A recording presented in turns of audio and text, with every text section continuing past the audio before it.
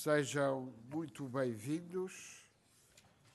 A Fundação Carlos Gulbenkian tem todo o gosto em cumprimentar os promotores da iniciativa, a revista Mundo Crítico, a Associação para a Cooperação entre os Povos e o CESA, Centro de Estudos sobre África, Ásia e América Latina do ISEG.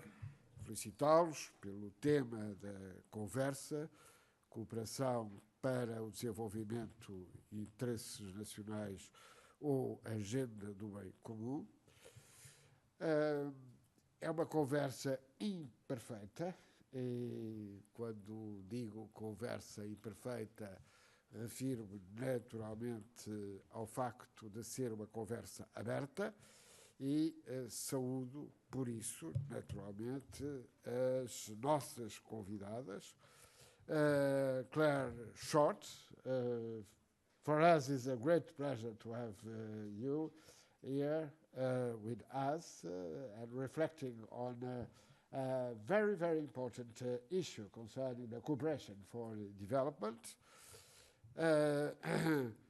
Claire Short é licenciada em Ciência Política, eleita em 1983 pelo Labour Party para o Parlamento. Em 1997 foi nomeada Secretária de Estado para o Desenvolvimento Internacional, sendo responsável pela transformação da Overseas Development Agency no Department for International Development.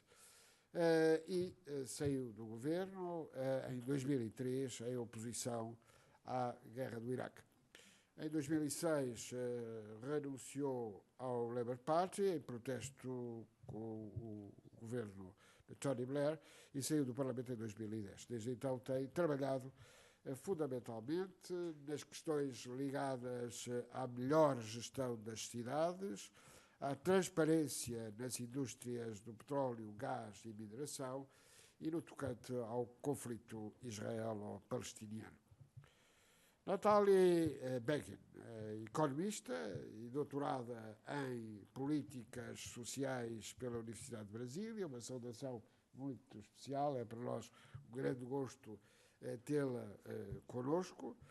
Foi pesquisadora do Programa de Estudos da FOM, do Núcleo de Estudos em Saúde Pública da Universidade de Brasília, do Instituto de Pesquisa Económica Aplicada, nas áreas de combate à fome e à pobreza, alimentação e nutrição, segurança alimentar e nutricional, desigualdade racial e ação social das empresas.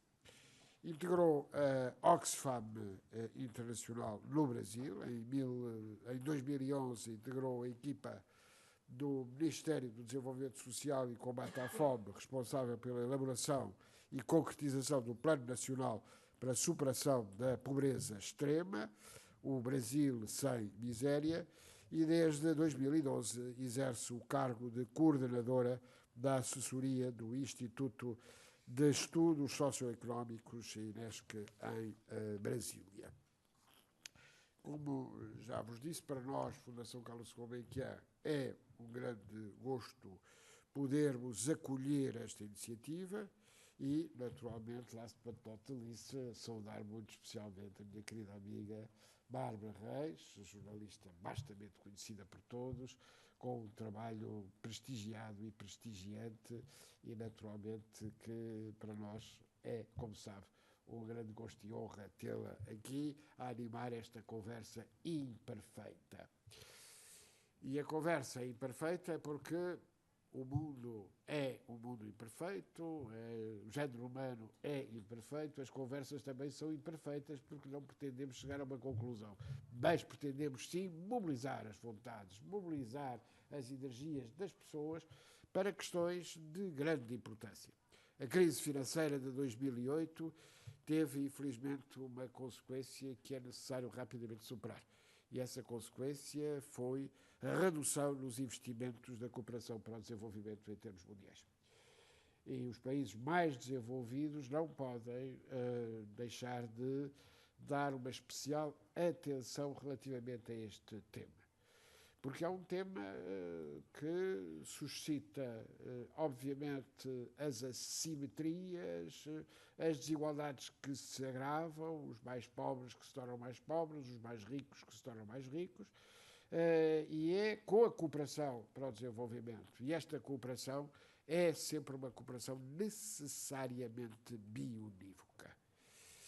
Não posso deixar também de agradecer aqui na Fundação à senhora doutora Maria Hermínia Cabral, que, dirigindo o programa Gulbenkian das parcerias para o desenvolvimento, tem aqui na Fundação exatamente essa preocupação fundamental, que é dizer que a cooperação para o desenvolvimento exige esta partilha, esta troca permanentemente. Muitas vezes se disse é necessário garantir que não é o peixe que se dá, mas a cana de pesca, ou já estamos mais adiante. Não, é preciso, para que a cana de pesca seja bem utilizada, a formação e, simultaneamente, garantir que haja esta articulação de vontades numa parceria, que é uma parceria não apenas de dádiva e recepção, mas uma parceria de capacitação, de formação. Se nós não garantirmos que esta formação se faz e, sobretudo, que a aprendizagem seja reconhecida como o primeiro e fundamental fator de riqueza e de desenvolvimento. O país, a sociedade que não aprende, é o país ou a sociedade que não se desenvolve. Aprender significa, naturalmente, apostar nos vários domínios que já aqui foram referidos e que têm sido ocupação das nossas convidadas de hoje. E, naturalmente, que a articulação entre os interesses próprios, os interesses que, e naturalmente todos bem sabem, ao irmos à etimologia da palavra interesse, já estamos exatamente a falar do que deve ser. Interesse, ser entre, ser com, ser a partir do reconhecimento do outro, dos outros, relativamente àquilo que é esse trabalho permanente e esse trabalho que obriga à tomada de consciência de que não podemos ser indiferentes às situações de pobreza, às situações de fome, às situações de ignorância, às situações em que, afinal, não reconhecemos a dignidade humana em toda a sua dimensão e toda a sua latitude. Daí a noção de bem comum, que aqui está presente. E é uma noção que obriga exatamente a que haja uma forte articulação de vontades, de estudos, de reflexões. Os grandes compromissos globais, a Agenda 2030, os ODS, o Acordo de Paris sobre o clima, a Conferência de Addis Abeba para o financiamento do desenvolvimento, entre outros, são elementos que naturalmente estão bem presentes. Assistimos todos, com preocupação, aos movimentos anti-globalização e nacionalistas que impelem os decisores públicos a ignorar aquilo que, no fundo, não pode deixar de ser posto em primeiro lugar, que é a noção de desenvolvimento humano. O desafio é naturalmente exigente. Os autores da cooperação para o desenvolvimento e não apenas os Estados e os organismos internacionais, cada vez mais as organizações não governamentais, e daí a nossa saudação muito especial à promoção desta iniciativa, a quem tem animado esta reflexão, mas pensamento e ação têm que estar ligados, têm que estar, obviamente, articulados. Sabemos que existem dificuldades, sabemos que há que criar condições para uma autêntica solidariedade e generosidade, o que só é possível através da audácia da compreensão de que os valores fundamentais que estão na nossa linha de preocupação, tem a ver com os direitos humanos, nas suas diferentes dimensões, os direitos subjetivos, os direitos sociais e os direitos de terceira geração, os direitos ligados justamente ao desenvolvimento humano, que estão bem presentes nas agendas fundamentais, mas mais do que nas agendas, têm que estar nas vontades, nos empenhamentos, naquilo que é o trabalho do dia a dia das organizações que não esquecem estes pontos e esta agenda. Doutora Bárbara Reis, tem a palavra.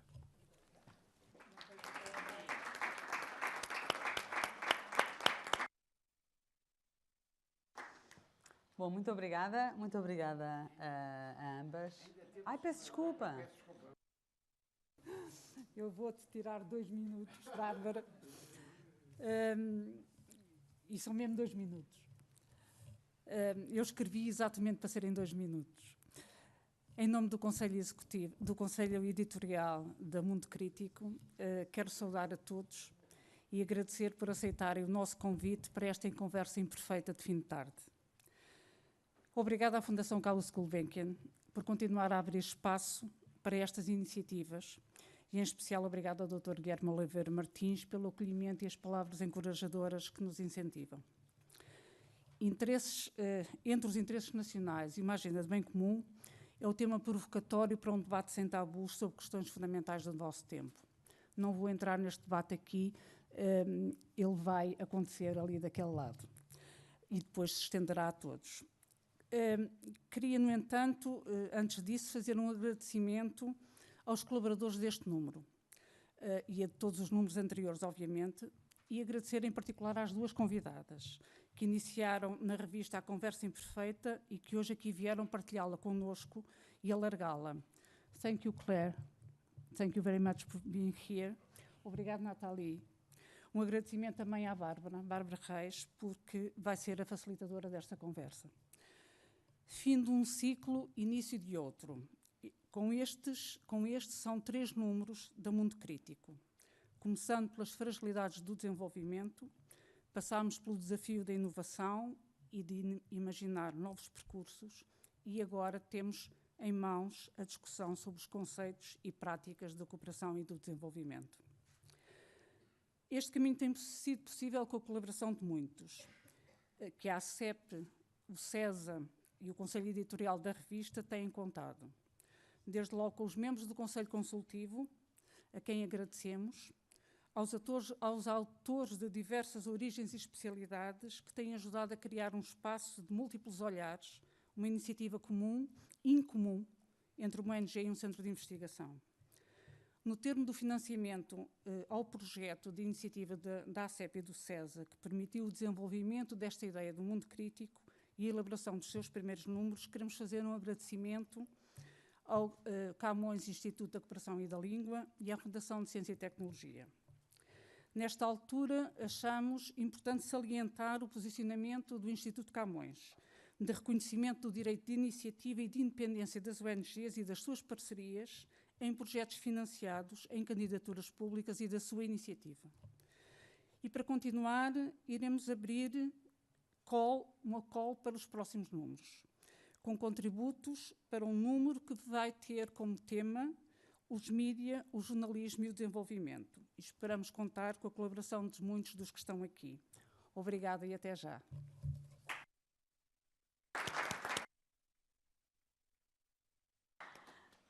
Então, eu agradeço novamente a presença de ambas para nos ajudarem a lançar o 3º número da revista Mundo Crítico. Quando estamos numa sala destas, cheia de peritos em cooperação, as histórias que se ouvem são sempre um pouco terríveis. A história da escola que foi construída num país ou num distrito de um país pobre e que nunca chegou a funcionar porque esqueceram-se de perguntar se a escola era importante ali.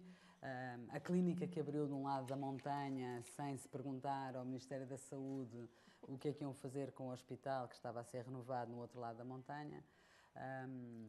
E, portanto, é uma coisa que todos aqui sabemos nesta sala. Eu gostava muito que esta conversa...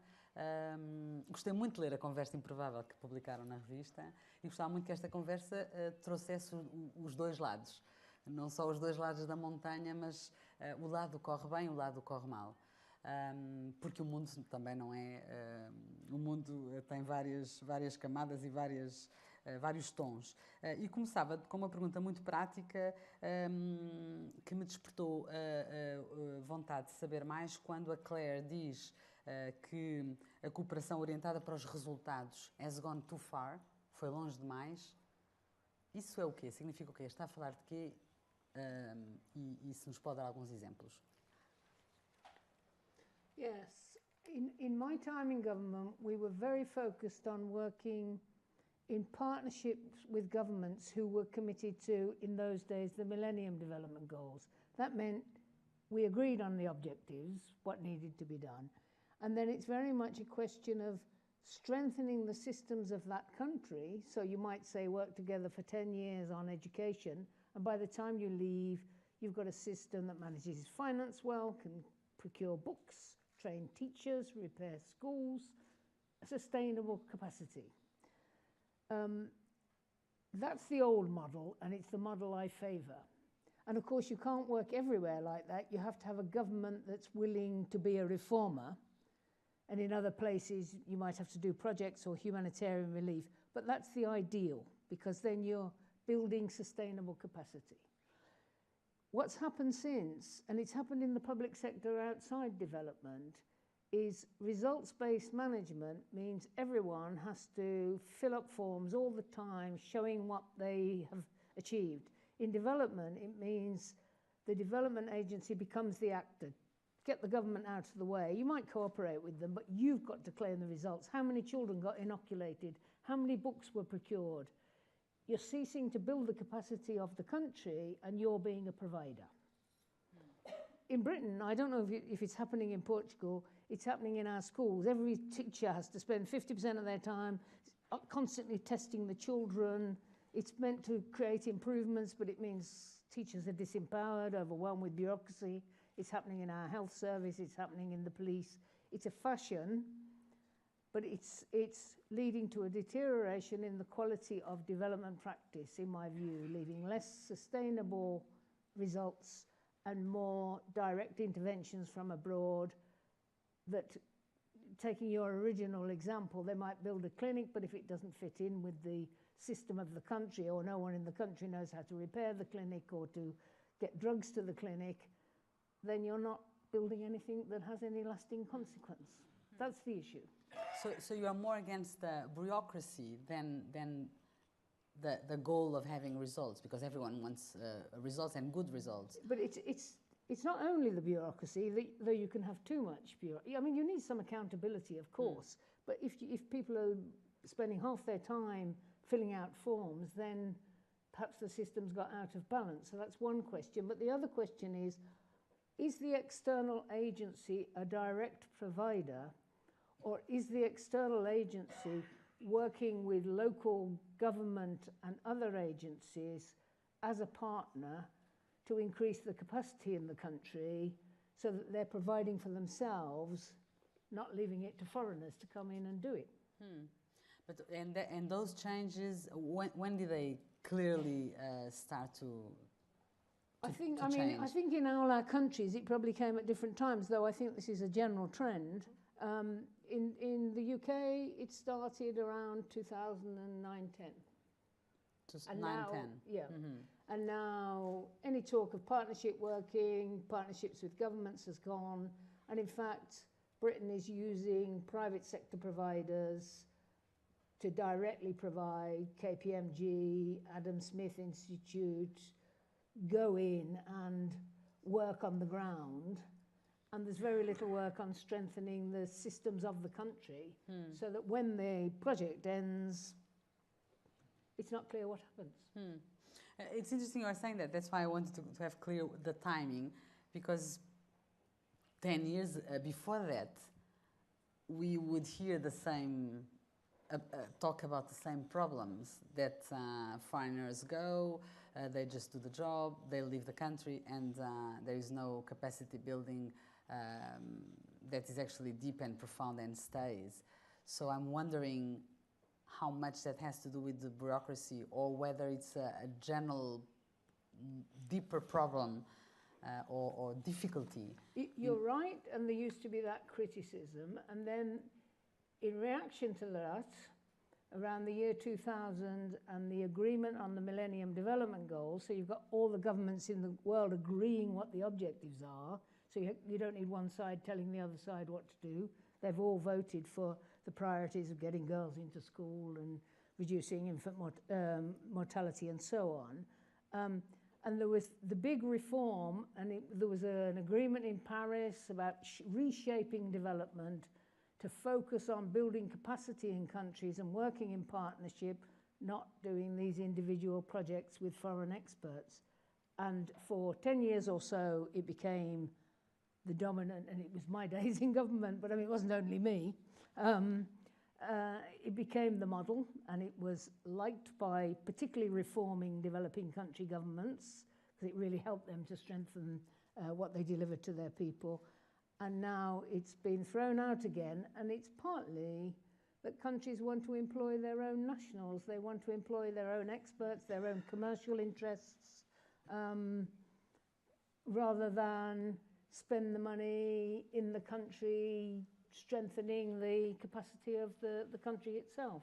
It's a fundamental debate that isn't taking place in enough places, in my view, about what is our model of development.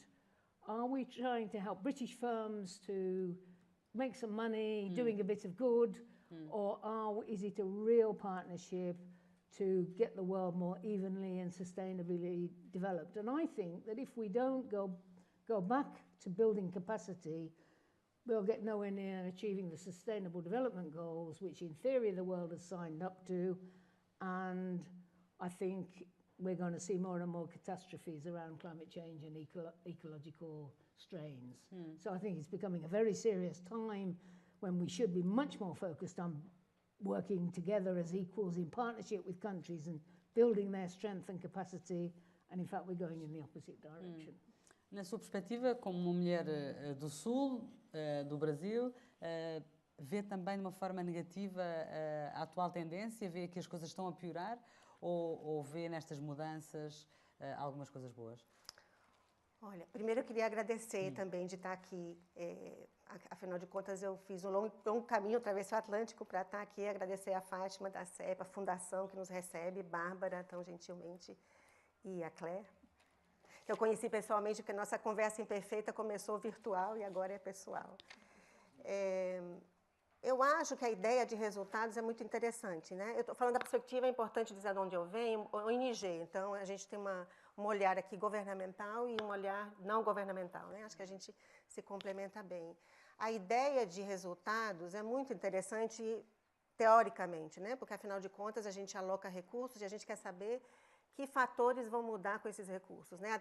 Até uns 10 anos atrás, nós do mundo das ONGs trabalhávamos com atividades. Então, quando perguntava para a ONG o que é que você faz, faço seminário, faço tradução, faço mobilização, faço comunicação, e afinal de contas isso não diz muito, né? Então, agora a lógica da que mudanças eu contribuo, ou em que direção eu vou, acho que é muito válido. Mas aí eu concordo com a Claire, como as relações de poder, especialmente entre o Norte e Sul, são muito desiguais, eu quero resultados, mas eu quero resultados subordinando o outro.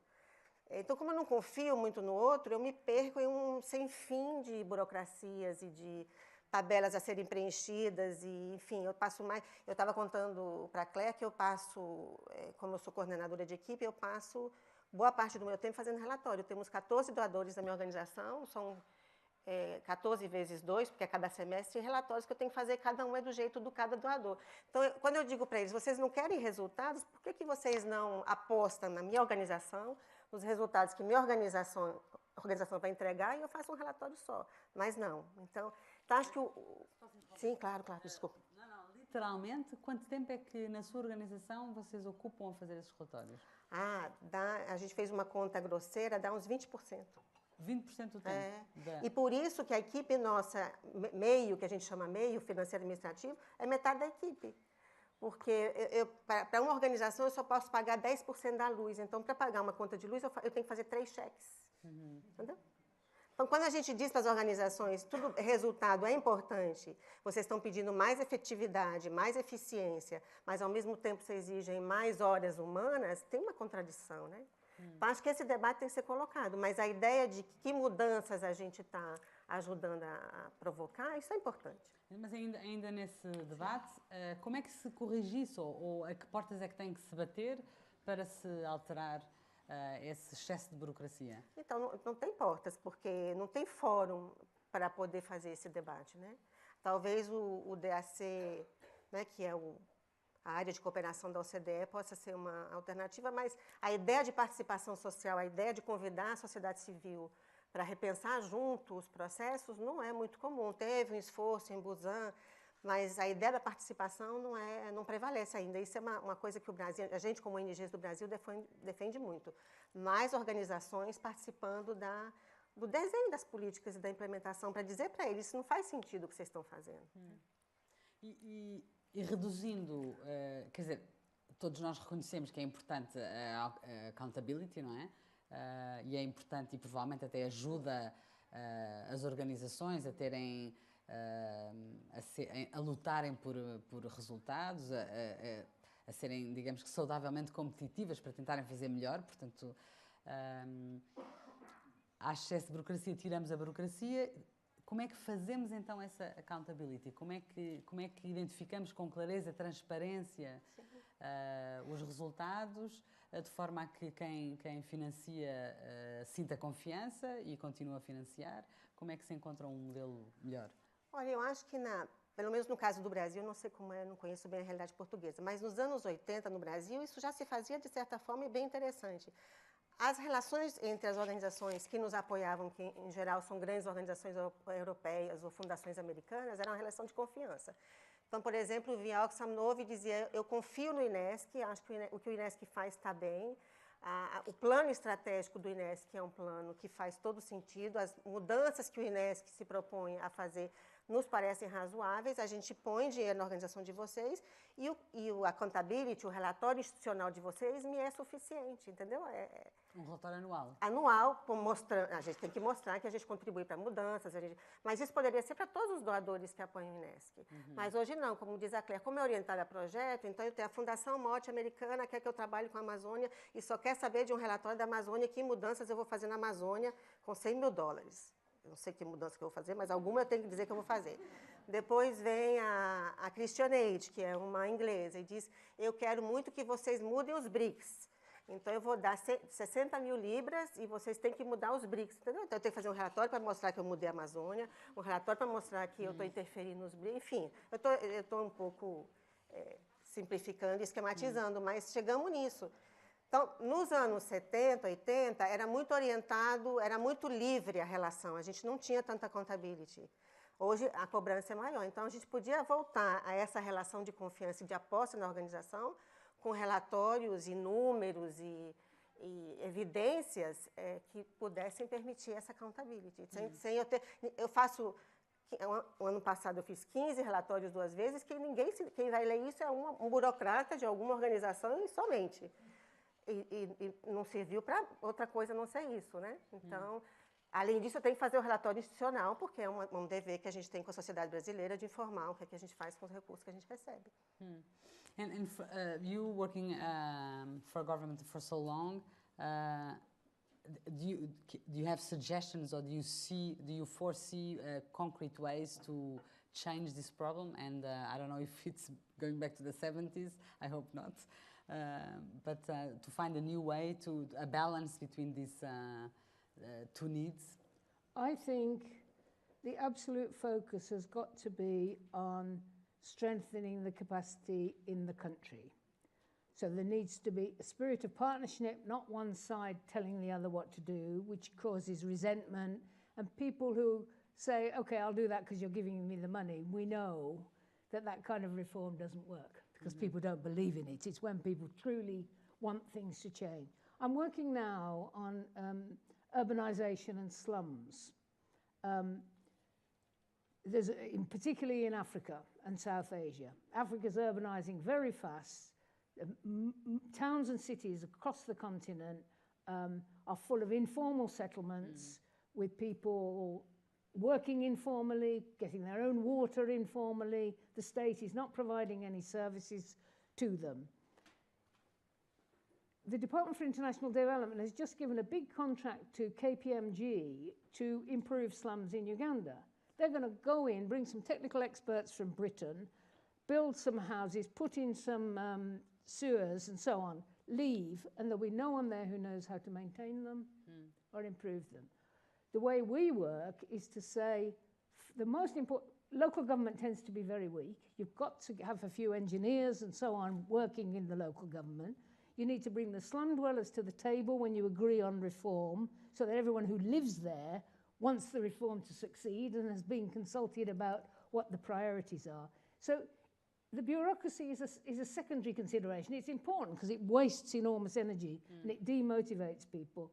But the fundamental question is, are the people who are supposed to benefit at the table giving their views, getting their expertise, so that they are in charge of improving their own life, rather than experts from Europe being flown in to do things for them and flown out and never created any capacity to maintain whatever's built. I mean, this is the fundamental question. But that's an old one, right? That's yes, because there was a bad practice, then there was a period of reform, and in a new guise called results-based management, we're going back to the old bad practice. Because if you've got to have all these results and all this, you can't be bothered with having meetings with slum dwellers. I mean, that's far too untidy. And if the local government doesn't have any capacity, well, you better bring in some experts from Europe. That's how it ends up. And then you're not building anything sustainable. And you're not respecting local people. And using your example of the slums and the cities, how do you do that? How do you do the in a reasonable time? If you don't have engineers or architects, in Portugal it takes 7 years for an architect to be formed, to have a degree. So if you don't have engineers and architects, I mean, you need a few years to form them, and then you need to wait for them to be reasonable and but there's good professionals, and then you start.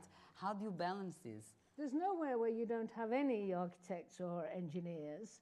But if you take, say, the health system, in Ghana, there are more Ghanaian-trained doctors in New York than in Ghana. It's whether you're training people at home and using people with those skills and then training other ones. But if all the pay and the salaries and the respect is drawing people out of their country, then you're weakening the capacity. Whereas if you say you consult everyone who lives there, you say, let's have an improvement thing. They say, electricity is the most important thing for us, which they often say, actually, we'll carry on with the buckets, but we need lights so that we can work in the evening, the children can do their schoolwork and so on. And then, of course, you go for renewable energy, which is very decentralized. You can quickly train local people. You can even put it on your shacks because you can transfer it when you build better housing. If you consult people, you get better solutions. So, of course, the technology, we all buy our solar panels from China, I think, because the German ones were too expensive. I think that's where most of the UK's come from. But I mean, obviously in Africa, the sun is an enormous asset. The potential to improve energy is very great. And to do it well in the slums involves involving the local people in using them, installing them. It's just an example, but you understand me. Whereas if a big British commercial firm is doing it, they will hire some commercial operation to come in and install the things without consulting the locals very much about where to put them all. And in the Cities Alliance, do you believe you are doing things differently and new models are being tested in this organization? I think we're doing things differently in the sense that everything is focused on the slum dwellers being at the table and strengthening local government, but we're funded by donors who want lots of results-based reporting, so lots of our valuable staff time is spent creating these reports rather than working on the ground. 20% as well, or more? I'm not sure of the percentage, but far too much. And it would be wrong to suggest that we didn't have any. I mean, you have to have tight financial accounting systems, You have to have sort of outcomes that people can see on the ground. Indeed, you can consult people about whether their life has got better, whether there are more children in school isn't easily measurable, whether less children are dying. You don't need masses of bureaucracy if you're intelligent about what the targets are. And we've got these sustainable development goals, and if we all focused around those and focused on building capacity, we could make far more progress.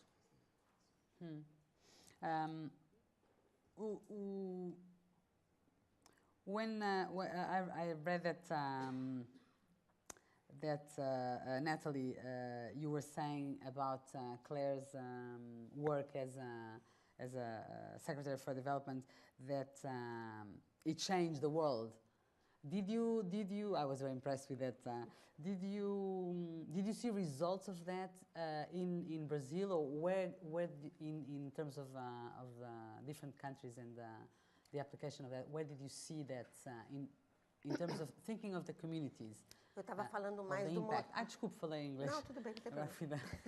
Eu estava falando mais do modelo, né, que a Claire impôs no DFID, que é isso, um modelo muito mais voltado para a criação de capacidades nos países do que o modelo anterior era mais nesse ponto de vista. No Brasil, para a gente, a cooperação recebida é pouca, né? Por ser uma economia grande, por ser uma economia que tem recursos próprios, o que corresponde à cooperação recebida é pouco. E o DFID, no caso, sempre foi um parceiro bom, um parceiro que apostava em criar capacidades, embora depois que a Claire saiu, o DFID se retirou do Brasil de uma forma muito deselegante e abrupta. Mas acho que essa tentativa de repensar o desenvolvimento numa perspectiva de fortalecer institucionalmente os países foi muito importante. E a Natalie é a favor de um foco maior ou estrategicamente fazer contribuições para os orçamentos do Estado e deixar os países gerirem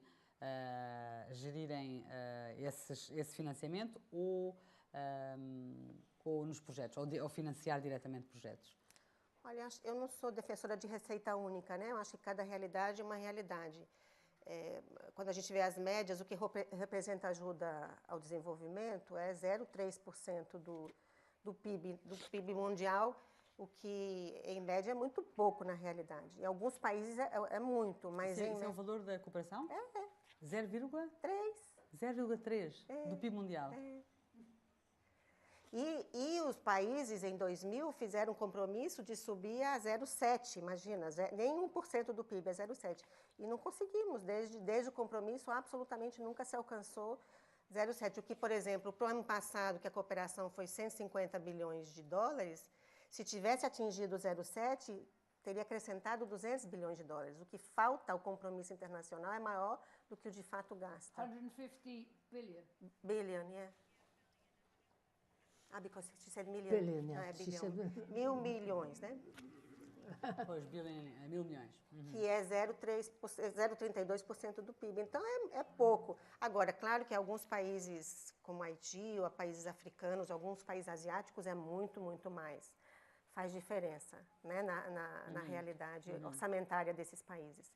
Mas acho que cada caso é um caso. Acho que aí tem que, como diz bem a Claire, essa decisão, se eu ponho o dinheiro no seu orçamento, se a gente define conjuntamente como ele vai ser gasto, é uma decisão que deveria ser feita com ambos, né, numa perspectiva de parceria mesmo e não de imposição, que é o que acontece muito, muito hoje. Porque um dos problemas que não pode ser ignorado é o da corrupção. Agora estamos todos outra vez a pensar em Angola, vai lá o nosso Presidente da República para a semana, agora já temos boas relações com os angolanos outra vez. Todos nós sabemos mais ou menos que Angola recebeu durante 10 anos ou mais 10 milhões por dia. 10 milhões por dia só nas receitas, nos impostos do petróleo. Portanto, nem estou a falar da venda do petróleo propriamente dito. E, no entanto, o FMI acabou de fazer um acordo com Angola e está agora a financiar a economia angolana. Portanto, há e enfim, há muitos casos, não é? Portanto, esta questão do financiamento, da accountability, dos resultados, escolher, ver se a forma melhor é financiar o orçamento ou ser projetos, tem sempre mais discreto ou menos discreto, o underline tem a ver com a corrupção, não é? Isso está presente no vosso trabalho? É um problema que a Nathalie enfrenta no dia-a-dia, quando está... Olha, no Brasil, a corrupção é um tema que tem sido tão badalado que até elegemos um presidente que disse que não ia ter mais e que agora está se revelando tão corrupto quanto os demais. Então, a corrupção é um tema. Agora, eu acho que não tem discussão, a corrupção tem que ser punida, castigada, perseguida, mas a gente não tem essas informações, porque como a corrupção não é quantificada legalmente, porque é ilegal, eu acho que no cômputo geral ela não é tão expressiva assim, sabe? Claro que ela mina... Na cooperação? Acho que em geral, né? Porque a cooperação, no fundo, é uma relação entre países, ela reflete a realidade dos países, né? Claro que alguns países é mais do que outros, mas não penso que seja a cooperação que impeça o desenvolvimento dos países, o que não quer dizer que não acho que deva ser combatida ferrenhamente, não é isso. Mas ela não é isso que impede o desenvolvimento, entendeu? Então, países como os que vivem essencialmente dos seus recursos naturais é complicado. Como são países que não precisam criar estruturas tarifárias para sobreviver, eles não têm que prestar conta a seus cidadãos, né? Porque o dinheiro vem da terra, ou das minas, ou do petróleo, então eu não tenho que prestar conta, portanto eu não crio mecanismos de accountability que vêm quando eu tenho um sistema de impostos que eu preciso dizer para os cidadãos o que eu faço com o dinheiro que os cidadãos me deram, né? Então, esses são países realmente borderline, né? É muito complicado. Países que vivem dos seus subsolos terem um sistema de accountability, a não ser países mais avançados, como Noruega, até Inglaterra. Mas não acho que a corrupção seja um fenômeno principal que mina a cooperação, que impede o desenvolvimento. Acho que o recurso é pequeno e acho que as relações que se estabelecem entre doador e receptor é desigual. Até essa palavra doador e receptor já estabelece o desequilíbrio. Por isso que o movimento todo da cooperação Sul-Sul cresceu, né? Do tipo, não, eu não quero mais essa relação vertical, eu quero uma relação horizontal, eu quero respeitar a soberania nacional, não quero impor regras, enfim, eu não quero doação, como é que fala em português? Dádiva. Não, tied, ligada, porque muitas vezes as doações são ligadas, né? Tudo bem, eu dou dinheiro, mas você compra o equipamento do meu país. Com uma condicionada. Então, o movimento todo da cooperação Sul-Sul, que foi puxado recentemente pelos emergentes, era um pouco se rebelar contra essa relação desigual, muito desigual, né? E não há o risco de o setor privado se afastar demasiado da cooperação e dizer, bom, eu não trabalho com essas regras, vocês façam cooperação dessa maneira, mas com o dinheiro de outras pessoas.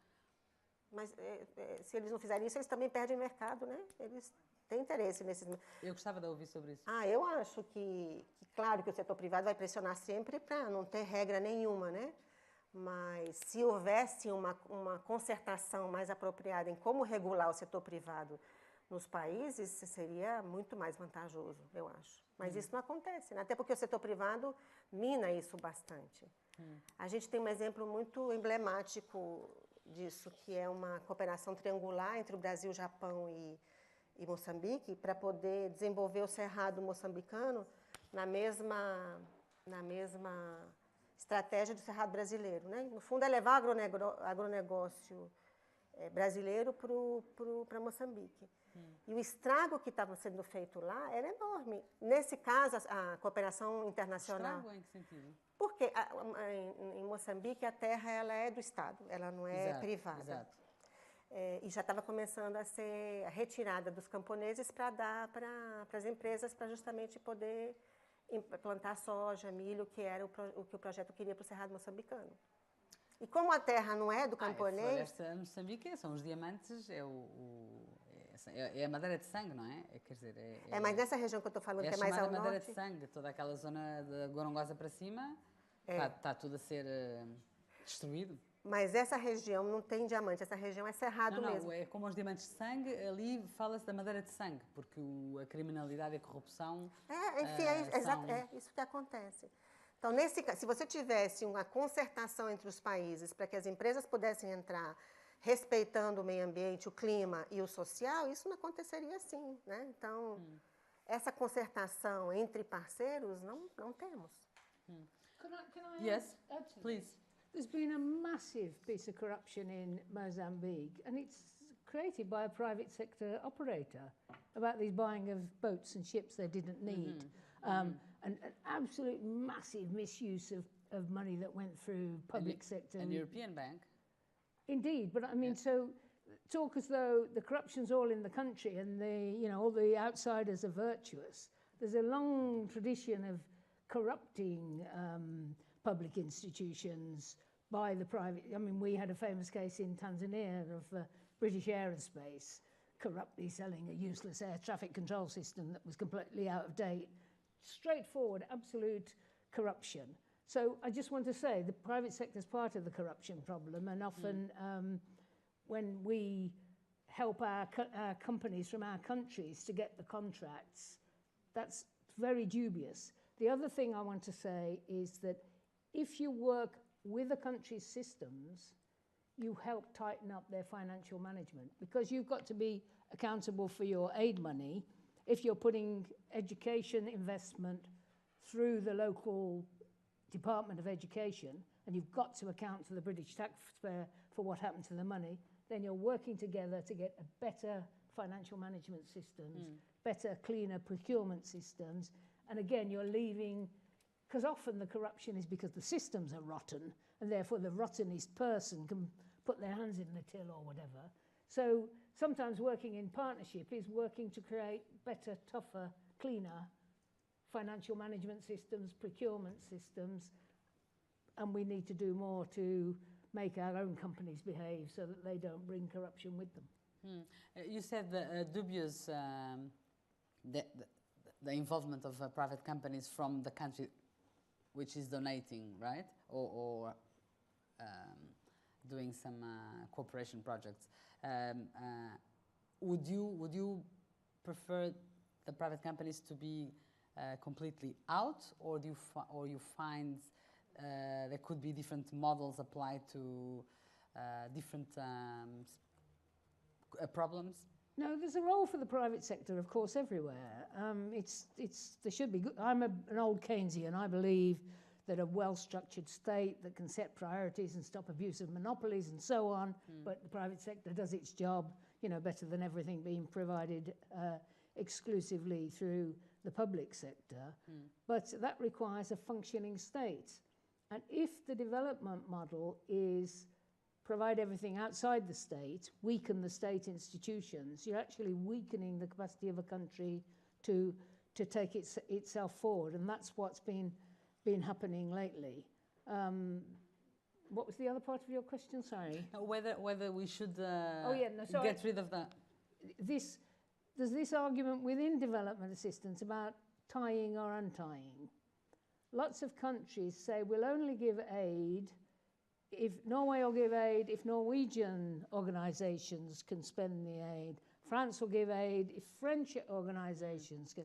So imagine you're helping with a health. This is a real world example. A healthcare system in Tanzania, and so they need some ambulances. So you've got 2 Belgian ambulances and 1 French ambulance and 3 British ambulances. And so the technical skills to maintain the ambulances, to get the spares for the ambulances, it's setting everything up to fail. This is tying. So procuring efficiently shouldn't be using the aid money for only British companies or only Norwegian companies or only Portuguese companies. It should be the best contract for that country to have an efficient system of ambulances. Mas isso... Posso fazer uma... Claro. Você tem toda a razão. E no Brasil a gente viveu, que a gente sempre, como organizações não governamentais, brigou contra as condicionalidades, né? Contra as condicionalidades. Então eu dou dinheiro, mas você compra os equipamentos do meu país. E aí o Brasil começou a desenvolver um grande programa de cooperação que chamava mais implementos para os países, especialmente africanos, que era dar uma linha de crédito para comprar basicamente tratores. E aí só que tinha que ser trator brasileiro. E isso o governo progressista do presidente Lula na época. Aí a gente falava, mas assim, como assim? Se a vida inteira a gente esteve contra Aí o governo disse, mas a gente vai dar dinheiro para eles comprarem tratores chineses, que são os mais baratos? Aí ficamos numa danada de uma encruzilhada. Então, é um debate... é um debate permanentemente... Mas eu não resisto a contar uma situação específica a que assisti e que é o contrário do que as senhoras estão a dizer, portanto é antipático o que eu vou dizer. É not nice. Mas eu trabalhei nas Nações Unidas em Timor durante quase 3 anos e no dia em que passou, em que a autoridade, portanto no dia a seguir à independência, em que a autoridade passou das Nações Unidas para o governo de Timor, o governo tomou 2 decisões. E eu fiquei ainda 1 mês depois da independência, portanto eu vi. Uma foi pôr ar-condicionados em todas as salas onde nós trabalhávamos sem ar-condicionados porque eram funcionais. Tem um sistema de arquitetura colonial em que circula o ar quente, sobe, sai por uma janela, entra por uma janela pequenina em baixo, sobe. Eu na minha casa não tinha ar-condicionado, nem ventoinha, não precisava, fica fresco à noite. Ar-condicionados em todas as... em todos os escritórios públicos. E a segunda foi encomendar carros à Austrália, porque as Nações Unidas tinham deixado os Tatas, que são aqueles carros indianos, o carro mais barato do mundo, que é uma mecânica quase de bicicleta, não é? Muito simples, mas que não era chique. E, portanto, o governo comprou uns carros elétricos, uns jipes elétricos. Eu concordo totalmente com você. Eu digo, quando você, de repente, vive essa realidade, a gente, como ONGs, falamos para o governo brasileiro, eles que comprem chinês mesmo, mas que deu uma estremecida grande. E isso que a Claire falou agora, que é um drama que a gente, como ONG, está vivendo novamente, é os country systems. Né? Que, assim, até recentemente, a gente criticava muito as instituições financeiras internacionais, Banco Mundial, FMI, que eles condicionavam os empréstimos a determinadas regras que eles estabeleciam e a gente sempre achou isso péssimo e muitas redes globais foram criadas. Alguns avanços aconteceram nas condicionalidades dessas organizações. Agora, com os novos bancos que estão emergindo, o Banco Asiático, o novo Banco de Desenvolvimento, que são bancos que vêm nessa lógica de a gente respeita a autonomia, a soberania nacional, não tem mais exigência nenhuma e o discurso é do country system. Só que em muitos países em desenvolvimento, os country systems estão muito abaixo dos acordos globais, em termos de clima, sociais, meio ambiente. Em termos de ambição e de critérios. Dos acordos que forem feitos. Então, a gente, de novo, se vê... Como assim country system? Então, a vida inteira a gente defendeu os country system e agora a gente... Porque isso significa que eu me desobrigo totalmente como organização em termos de consequências sociais e ambientais do que acontece ou como me empresto, minha doação. Então, estou dizendo para vocês como os debates vão mudando em função das tensões e realidades, né? Porque hoje a gente não defende tanto assim country system. A gente acha, pelo menos, que você deveria condicionar a ajuda ao desenvolvimento, o apoio ao desenvolvimento ou os empréstimos a acordos internacionais dos quais os países são signatários mais do que os country systems. In terms of, do you want to make any comment on how countries deal with this Dilemma. Sorry? Dilema, né? With this dilemma, yes. I think Thank you. this example shows the distortion of thinking about development assistance. It's a very small amount of money. Britain's up to 0.7, but 0.7 of Britain's GDP is a very tiny amount of money. So you need to see it as a precious investment fund in helping countries build up their systems and their capacity to improve their own lives and build their own private sector, get their own tax system, attract investment. It's just a small amount of money. But if all our countries are thinking, this is money for British business, already you're distorting what you're doing. You're not saying, this is a very tiny investment fund to help countries build, you're saying, we want to help British businesses. That distorts it. And there's a muddle in what it is we think we're doing. And development assistance should be a straightforward investment fund in a partnership to increase the capacity of countries to get their own development. For example, we know that the single biggest thing you can do to get development is to get girls to school. You know, this is shown by all the research. If girls go to school, as they grow up, they marry later, have less children, the children are more likely to survive, they're better at getting healthcare, they're better at improving the family income. So that should be an objective. And if countries are expanding their education system and trying to get girls to school, but they can't do it so fast because their tax base is low, if you can put some development money into it and they achieve that objective in 10 years instead of in 30 years, the impact is that that country will develop more rapidly. That's right. So that's an investment, not in British business, but in speeding up the development of human beings and the economy of that country you were working in partnership with.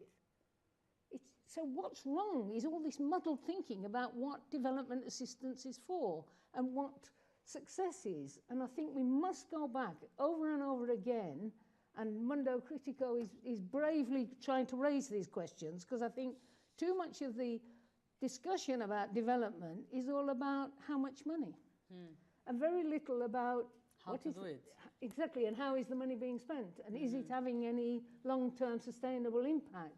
And we need much more of that discussion to get a more effective set of partnerships, to get this sort of lift up in the poorer parts of the world that is needed for us to work together to tackle the crisis that is coming for all of us. But it's in theory, it seems so simple, isn't it? As you say, in partnership, you go to the country, you assess the needs, you discuss ideas, you go back, you bring money, and then you apply it, trying to build capacity building. The money's so a that tiny proportion of what the country... We shouldn't think as though aid is everything in a country. It's a marginal amount that can be well deployed to speed up development. I mean, that's the other thing.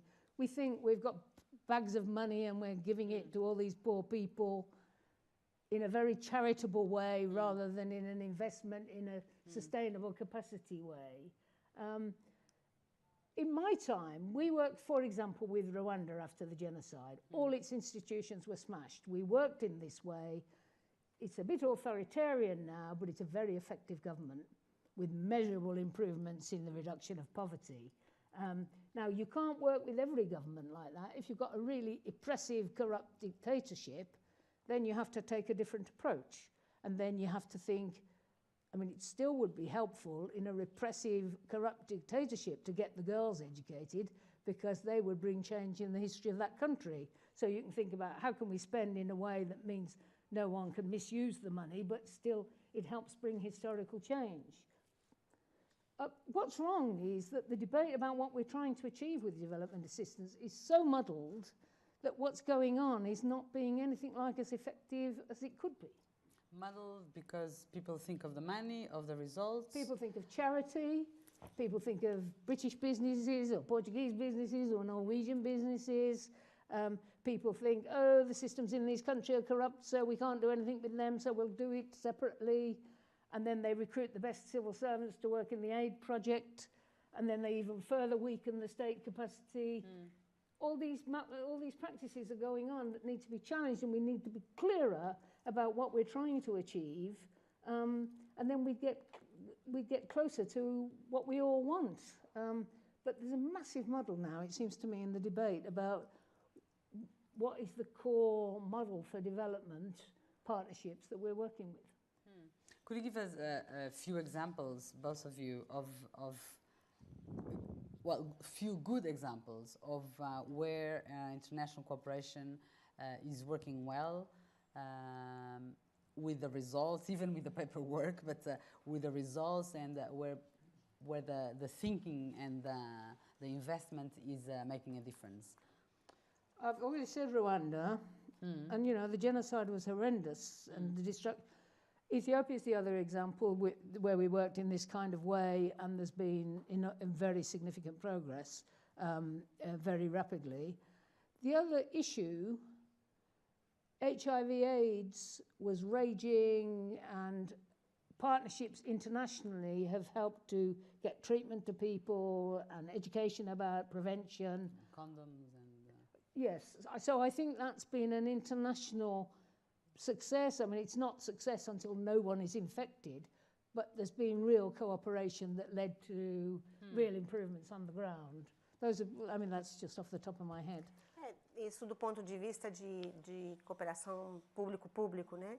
Mas tem a cooperação oficial que é feita através das ONGs. Eu acho, o exemplo do país onde eu vivo, acho que a cooperação nos anos 80 foi fundamental para fortalecer a redemocratização do Brasil. Acho que esse é um dos exemplos muito... Aliás, não só no Brasil, em toda a América Latina. O apoio maciço recebido por movimentos e organizações através das organizações europeias e americanas que tinham recursos da cooperação foi fundamental. Mas em que? Consegue dar-nos alguns exemplos concretos em que... Sobretudo, fortalecer organizações que puderam pressionar o Estado para a abertura para a democracia. Ah, ok. Entendeu? Essa é a cooperação do lado da sociedade civil, mas que vem de recursos da cooperação, que essas grandes ONGs são financiadas pela OD dos seus países, né? A América Latina, sem dúvida, foi fundamental. E esse é que é o risco agora, que as democracias estavam começando a se consolidar na região. Muitos dos países, dentre os quais o Brasil e o México, foram considerados graduados, economias de médias altas, então a cooperação está se retirando e a gente ainda não está pronto para concluir o ciclo da democratização, né? Aí fomos coroados com um presidente que muitos de nós consideramos fascista, porque, no fundo, você não tem ainda um tecido social suficientemente consolidado, né? Depois de 30 anos de ditadura. A Nathalie diz na revista que, fazendo as contas, precisaríamos de 3, não sei se é billion... Trilhões. É trilhões, porque há bilhões, mas ok, também me pareceu pouco. Portanto, o billion em inglês, que será o trilhão em português, é isso? Ou não? Deveria ser, eu não vi... É trilhões, é 1000 bilhões ou trilhões mesmo. Não sei, vou ver a pergunta. Ok. Não, para conseguirmos atingir as metas da Agenda 2030, portanto, é muito dinheiro. Com todos estes problemas, quer dizer, a questão que levantam em relação ao... São 3 trilhões anuais, tá? Por ano, justamente. Obrigada, porque eu esqueci-me de dizer isso, por ano. Ora, isso coloca-nos a questão do papel do setor privado. Então, é isso que, como diz a Cléa, acho que não tem... Ainda estamos no mundo capitalista, pode ser que mude um dia, mas ainda é capitalista e, portanto, as empresas privadas são atores centrais.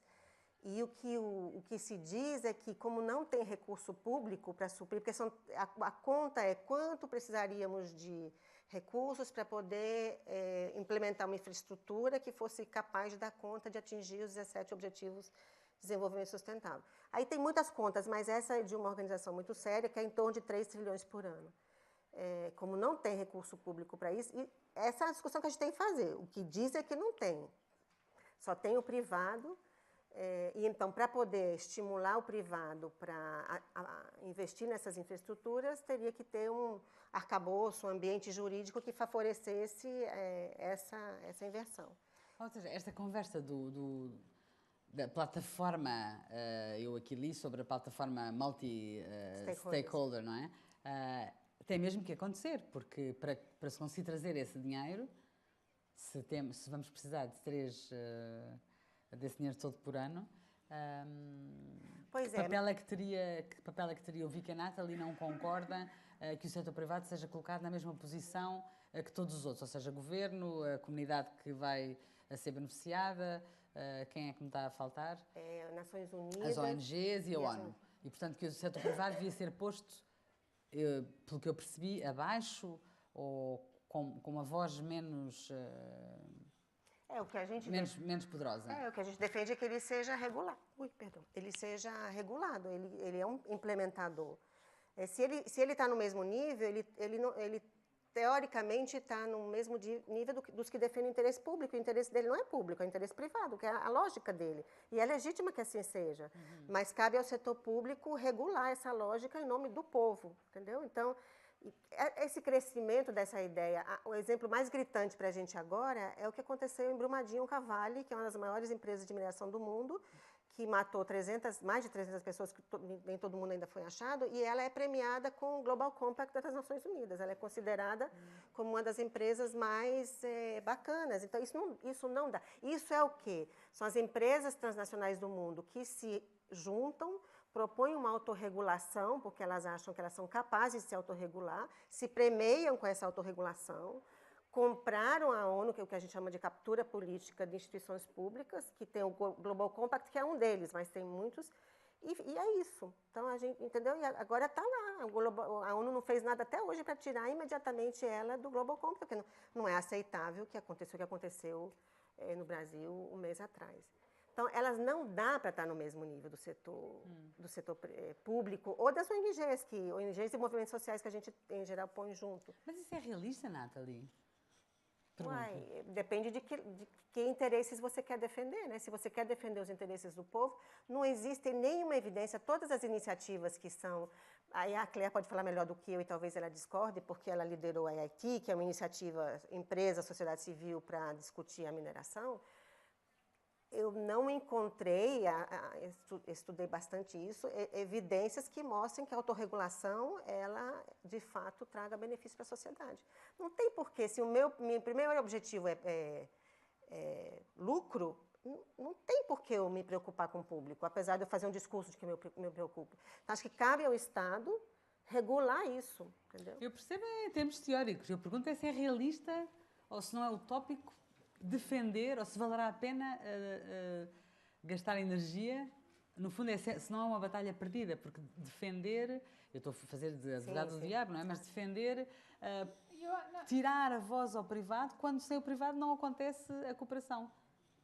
To get efficient countries, efficient economies, good quality services, you need an efficient state and a capable private sector. And the state must do its job, it must tax properly, it must regulate properly, it must give out contracts properly, it must supervise that they're adhered to. They both have got a job to do. But the private sector can't be in charge of who gets the contract. I mean, they're all competing for the contract. So, I mean, there's a place for multi-stakeholder in implementing something lower down like this, trying to get transparency in extractives that I chaired. But the state can't be sharing power as an equal with the private sector. It wants to work with the private sector efficiently, but the state has got its duty to regulate, to give clean, proper procurement, contract giving, supervise that contracts are kept, have a legal system that enforces it. Those are the duties of the state. But the state can't provide everything. We see in the Soviet model what happens if you go that way, and that's disastrous too. But we don't want a state where the private sector is sitting in the government, do we? I mean, that's to muddle all the roles. And then you'll get corruption. You'll get people saying, "Oh, give me the contract and I'll take you to the Bahamas," or whatever it is. That's what people do.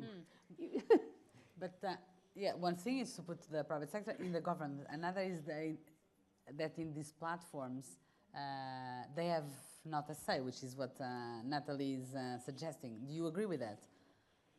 That they don't have a word. I think they just give the money. I think you consult the private sector, you get its advice, and then you have clean, efficient systems of awarding contracts and so on, and then the state must be the regulator and make sure that that's properly done. And if the state doesn't have the capacity to do that, you get corruption. That's the experience of all of us. Eles não só dão o dinheiro, eles têm lucro, né, ao dar esse dinheiro, entendeu? Eles que fiquem com esse papel. Tem lucro porque vendem Não, porque se você tem milhões de pessoas no mundo que ainda não têm acesso a determinada infraestrutura, que ela precisa ser construída, saneamento, habitação, porque também tem um grande debate de que infraestrutura é essa, né? Porque muitos estão querendo portos e enfim, que no fundo interessa as grandes transnacionais e não escolas, hospitais, enfim. Então tem um debate grande sobre que infraestrutura a gente quer que está acontecendo no G20. Mas supondo que a gente chegue na infraestrutura social, que é a que mais se precisa, você pode fazer editais e contratar empresas e elas podem ganhar com isso, mas é isso, elas vão exercer seu papel de prover recursos mediante lucro, mas não estarem no mesmo nível que os que defendem o interesse público para defender o interesse que não é público. E você não tem medo que eles desapareçam porque, pelo que eu percebi, eles vão querer sempre estar lá. É claro. Eles fazem de tudo para que isso não aconteça, toda a movimentação global para ter as autorregulações empresariais, como é o Global Compact e outras milhões de mesas de negociação da soja, é isso. Não, podem deixar que a gente se resolve aqui, mas isso não tem funcionado. Então, todo esse esforço que elas estão fazendo é para não ter regulação estatal.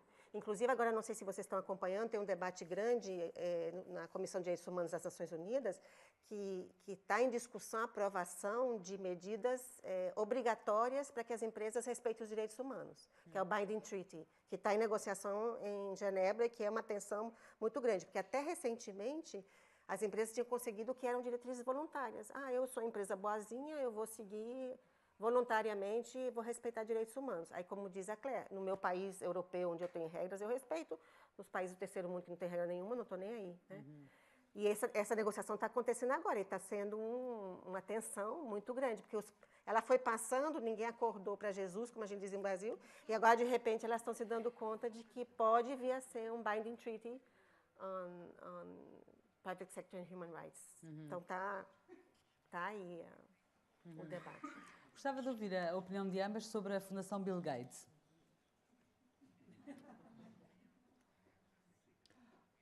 I think we had an era when there were massive profits out of oil.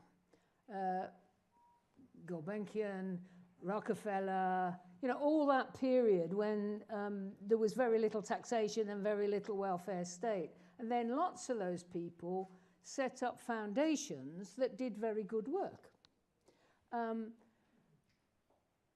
But then there was less high profit in the era of more fair taxation and so on, and less of those very wealthy individuals. Now in this era of neoliberalism, we're getting massive profits in Amazon, in the big new companies, and they're moving to create foundations. And Bill Gates is one of them, and he's doing good work, there's no question about it, particularly focused on health and infant mortality and so on, immunisation. But if you take the example of polio, now there's another example where the international cooperation has nearly succeeded. Polio is nearly eliminated from the world. And you remember when you used to go to developing countries, you'd see people crawling around. And now it's left in northern Nigeria and Afghanistan. And we're trying to get total cooperation, so all the children in the world are immunised. And then if it ever breaks out, we move in, and another horrible disease is eliminated from the world. And Bill and Melinda Gates Foundation has put some money into that, but so have governments, and so has Rotary International. I don't know if you know them. They're businessmen, but all over the world. They've been collecting money for polio for about 20 years. They've made a fantastic contribution. And nobody talks about them because it's all Bill and Melinda Gates. So, yes, Gates is good, but there are other people. But in general, we've gone into an era, and I'm with Piketty on this, where the new industries and the enormous new wealth is not paying enough tax. And it's one of the reasons why the quality of public services is deteriorating across the world. And we need to have fair tax systems, and then it might take them longer to be massively wealthy and to set up a foundation, but you'll have far more human beings properly cared for across the world. So Bill Gates is a good guy, I've met him, but I want fair tax systems, and we're losing that. Bom, a gente tem uma visão bem diferente, a gente não gosta do Bill Gates. Não tem nada a ver com a pessoa, mas o modelo de cooperação que ele exporta, para a gente, é muito, muito danoso. Porque é um modelo que enfraquece, danoso.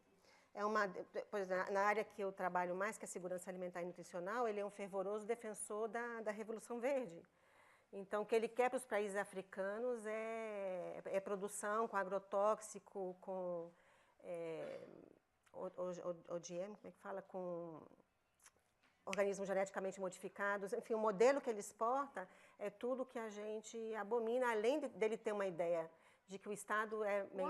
What are you saying he does that's toxic? About? What is Bill Gates doing that's toxic? The... Maybe it's an interpretation. Yes, not toxic. Close to that, but not quite. He's defending the Green Revolution, that is with inoculated seeds, with genetically modified... So genetically modified seeds. Organisms, GMO.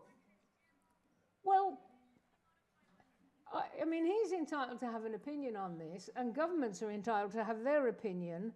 And a lot of governments in Africa, for example, don't allow GM-modified seeds into their countries. That's their priority.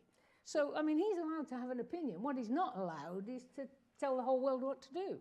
Não, mas é isso que ele faz. This is what he does.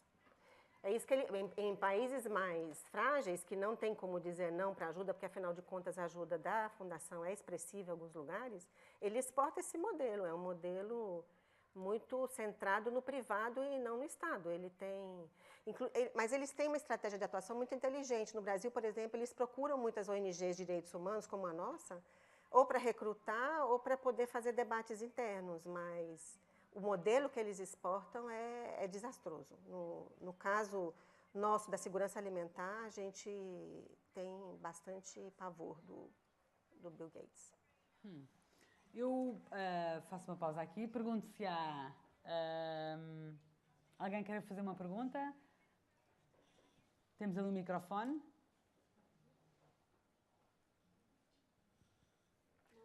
É sempre difícil a primeira.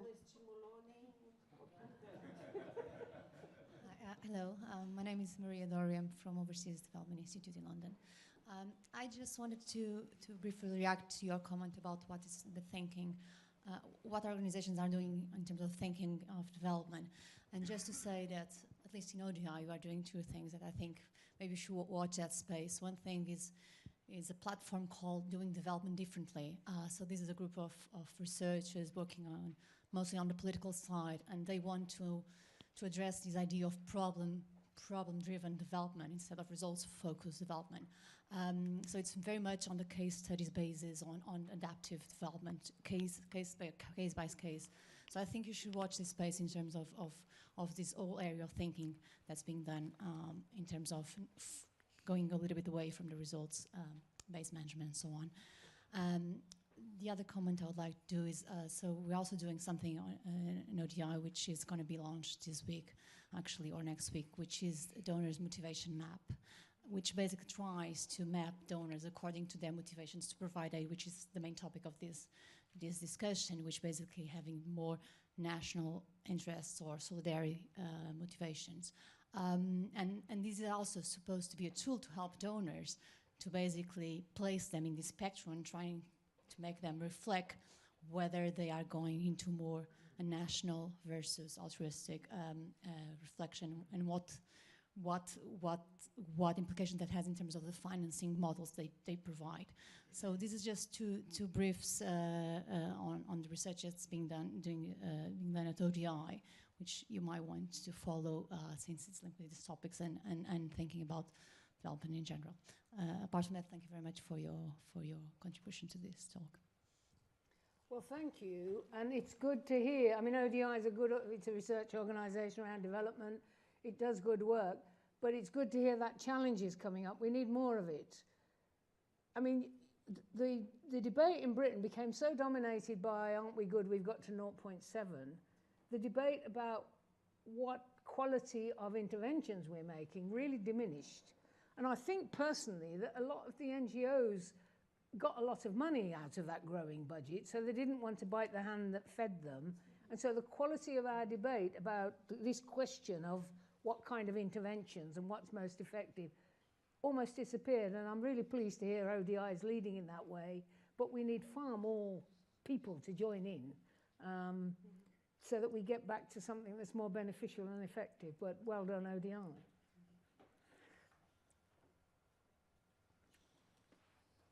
Anyone else?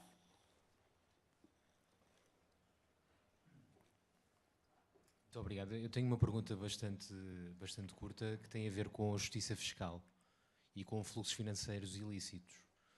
Portanto, a minha pergunta centra-se nisto. Falamos de 0,7% do PIB mundial para a cooperação para o desenvolvimento e eu gostava de saber o que é que as oradoras pensam a respeito dos fluxos financeiros para o outro lado, do sul global para o norte global.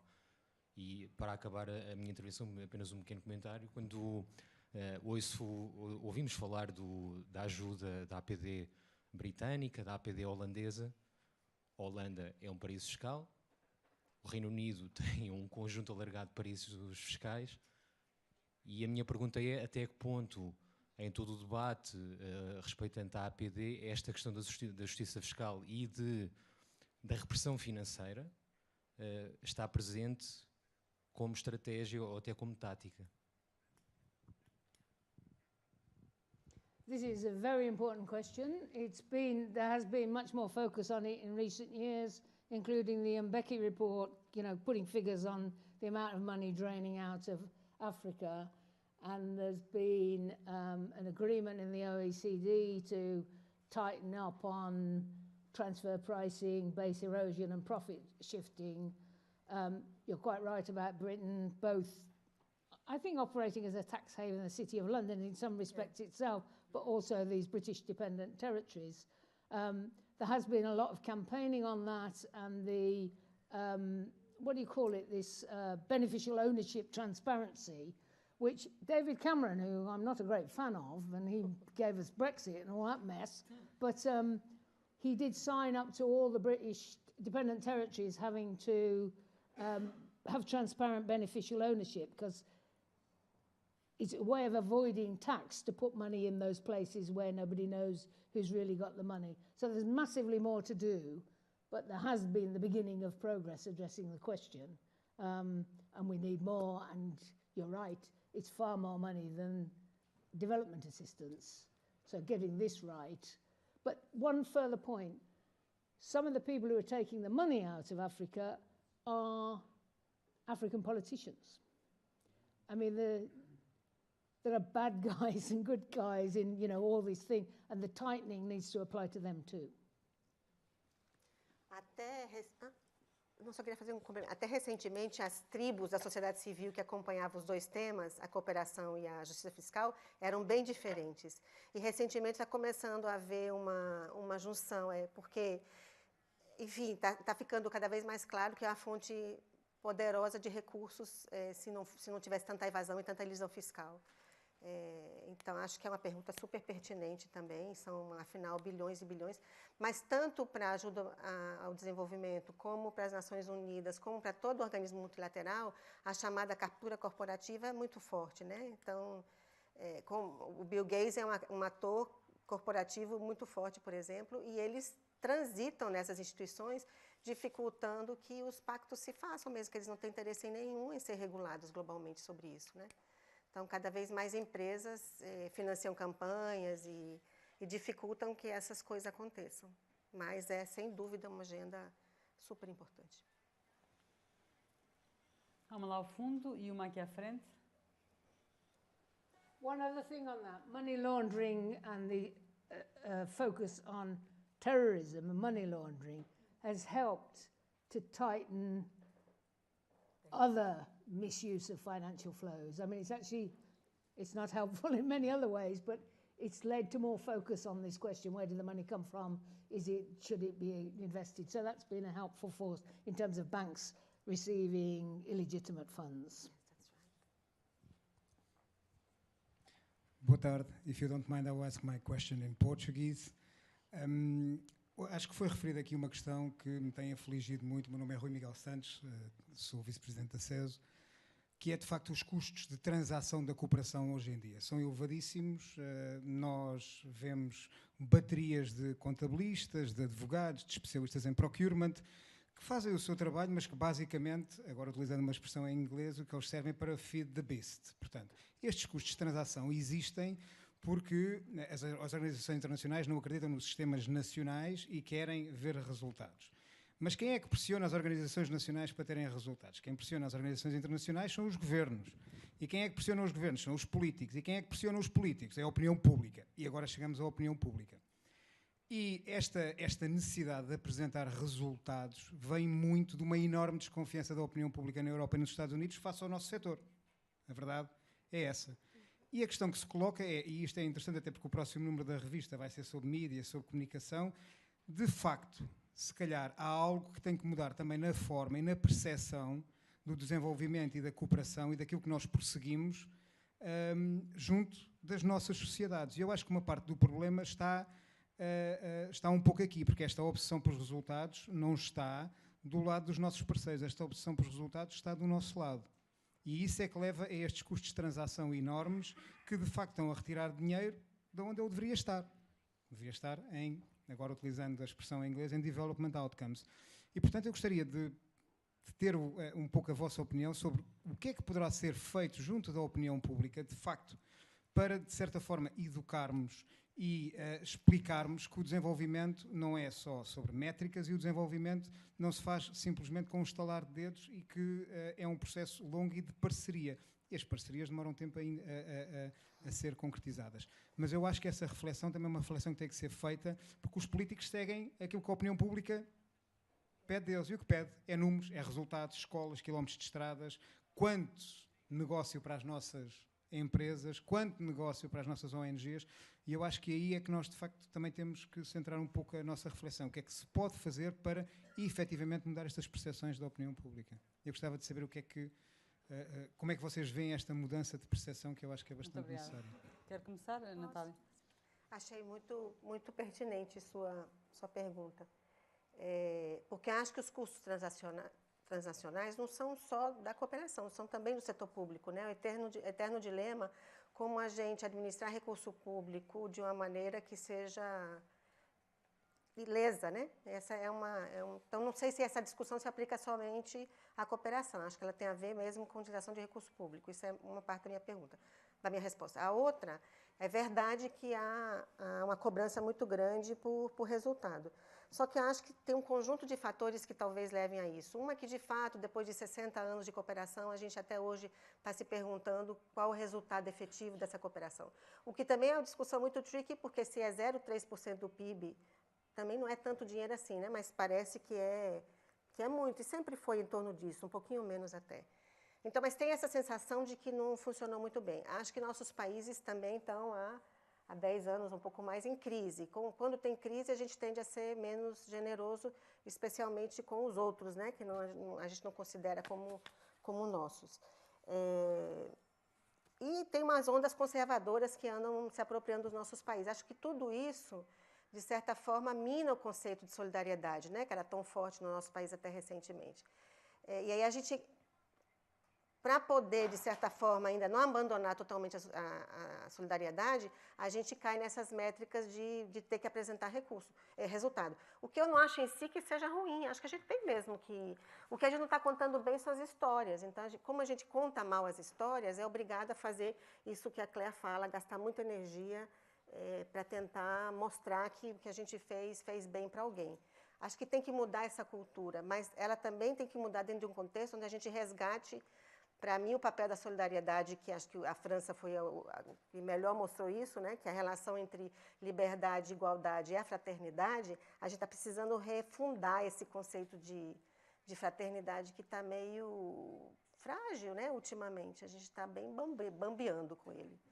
Então, acho que os custos de transação sempre podem melhorar, porque tudo pode melhorar. Mas não, acho que é um falso debate, eu tenho a impressão. Well, firstly, by the way, development has made great progress in recent years. Against all the Millennium Development Goals across the world, in every continent, there's been very significant and measurable progress. So the suggestion that we're hopeless and that the previous model didn't work is just not true. In the UK, it is not the case that public opinion demanded results-based management. There was more support for development some years back. And what's happening in the UK, they've increased the development budget and slashed everything else. But this results-based management system has been brought in right across the public sector, not only in development. Very, very heavy bureaucratic expense, demoralizing public sector workers right across the piece. It's an ideological thing. It's thought to be a substitute for a profit measure, which you can't have in the public sector. So I agree with you about the horrendous transaction costs of the systems we're working in and the need to challenge it. But I don't think it was done to appease public opinion, certainly not in the UK. It was an ideologically led thing, a different way of managing the public sector. And there's kickbacks going on across everything, beginning in development, but weak, I would say. But for example, in Britain now, 50% of newly qualified teachers leave within 4 years. These are young people who chose to be teachers, and then they're so burdened by this system they can't bear it and they leave. Now that's causing a crisis, and it will lead to some change. So we're at a time of a possibility of change, and we must link up with the critique that goes across the rest of the public sector. I think I asked some people here, I think you've got it going on here in Portugal as well. And then we must bring the changing the systems for development into that conversation. And I think it's become so foolish, it's beginning to expose itself, and it's time for a shift. And we might, get development to work more efficiently and intelligently and less onerously as part of this reform that I think we could capture. Yeah, and by the way, the European Commission is moving towards from results-based management to right-based approach. So they are trying to shift already a little bit. Well, they need to. Talk about drowning in bureaucracy. The European Union, I mean, it's not for anyone from Britain to criticise, but really they could do a lot to diminish their sort of, to apply for a grant, you have to hire a full-time expert for a month. I mean, it's... We have time for one more. I would say it's almost 7. Don't you think? Muito boa tarde, vou falar em português, é mais fácil. Claro. Sou jornalista, fotojornalista, e estive há 5 anos no campo de refugiados em Calais, onde vi a vaga migratória para o Reino Unido. E a pergunta que eu tenho para fazer é se acham que os governos devem receber os fundos da ONU, da Unesco, de organizações para tentar desenvolver o país dele, ou se serão as ONGs a receber esse dinheiro diretamente para desenvolver o país e não, por exemplo, deixar que as pessoas saiam desses países, por exemplo, Eritreia, Sudão, para a Europa ou para outros países? Well, I think, first of all, that the asylum system is crazy in that you have to arrive to apply. And people, therefore, have to pay criminal people smugglers in order to get to our countries to apply. And the most needy don't apply. I mean, a lot of them are good young people who want a better life, but aren't necessarily political refugees. So I just do not know why we can't renegotiate the Geneva Convention, fund UNHCR to always look after people who are fleeing, and all our countries take a proper number of people, families, in a proper organised way. It's a disastrous system run by criminals that, anyway. So that's the first part of my answer to your question, and Calais. And by the way, I've got asylum seekers who are destitute living in my house in London. I'm not being against those people, but the system is ludicrous. And the fact that it's run by criminals, I think, is so offensive. And, that we could have a better system. But then I think there's a place for NGOs, and there's a place for the UN system, and there's a place for government systems, as I keep saying. UNHCR is essential. So there's an organisation in the world that is always there when people are being pushed out of their country for any reason and has to make emergency provision. And they're, of course, funded by governments across the world. NGOs in countries that are wrecked, say Somalia, where the government doesn't deliver services, then using NGOs to provide water or electricity or so, it's just a human need. I think it's too distorted to say we'll do development to stop migration. But I think it is true that if you improve the lives of people and their life opportunities, less people will risk their life coming across the Mediterranean. And I think lots of people who come, because Britain's a real target, people think they want to come to Britain, But the loneliness and loss of your language, your family, the geography, a lot of people are depressed who make this journey. It's a cruel business all round with false promises. So, but I think we should go for a more evenly developed world morally, to have a safe future, to have enough cooperation to deal with climate change and so on. You know, for all these reasons, not just to stop migration, but it would probably have the effect that less people would risk their life to flee. Eu concordo com a Claire. E agora, o Brasil até recentemente era um país que não sofria com o tema da imigração. Então, todo mundo tinha essa imagem que o Brasil era um país acolhedor, bem-vindo. E agora, com a migração, começou com a Haiti e a venezuelana, onde os venezuelanos estão sendo tratados como... Não sei nem qualificar o nome, a forma como os brasileiros são tratados, é vergonhoso. Então, acho que isso que a Claire está falando se aplica tanto a nossos países que revelam seu autoritarismo, sua xenofobia, na hora quando a migração bate as portas, né?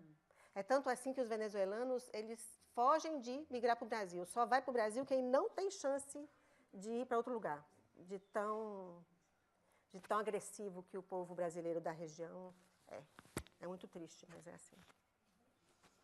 Bem, acabamos com uma nota. Não, podia ser mais não muito... There's one other point I want to make on migration. Because a lot of the young people who try to come are not really political refugees. Those who are, like the Syrians, are not getting the treatment that they deserve, and they really have to flee their country. So I just want to mention, of course, anyone fleeing Syria because of the horrendous war, which is partly exacerbated by all the external intervention, must be cared for.